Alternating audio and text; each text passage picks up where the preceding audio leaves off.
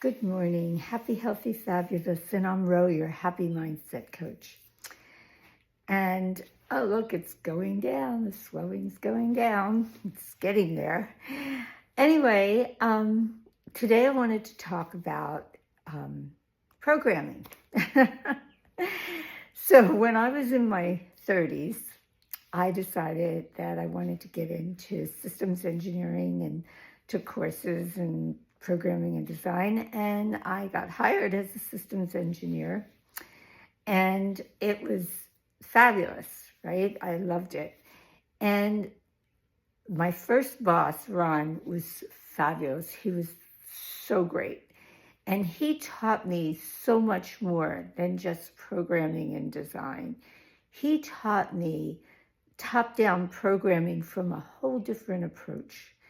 We were working with the customer in an underwriting department in a big insurance company. And Ron and I had to redo their systems. Now, this was back in the 80s, and, people were leery, and especially like an underwriting department, they depend on all this information, right, to get their systems completely redone and automated.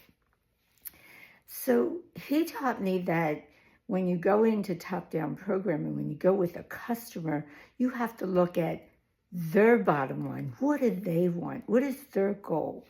What information do they want? How do they want their reports to look? And how scared are they about going through this change? What's their fear? It taught me so much, not just about how to work with the customer, which was really great. I mean, I got the reports designed and everything in like one day. We did so much work because I went through from their perspective. I waited, I listened. I looked at what reports do they want, what information, and what do they want them to look like. I listened to their concerns and their fears, and we got everything done. But the thing that was really important in that was that I applied it to my life. When I do something, I look at what do I want to accomplish? What's the bottom line? What is my goal, right?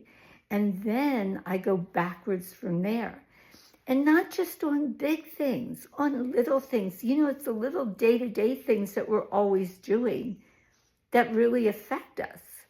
So if I have to call a customer service department for a credit card charge that was wrong, okay? Before I call, I think about what do I want to accomplish and how I want that telephone call to go and what's going to be the outcome. So I think about that ahead of time. And then I think about the person involved. They're listening to all these people complain. They're probably having a bad day. So I take that into consideration and remember to be kind to them because they're trying to do their job. And it's not their fault that there's a mistake on my credit card, right?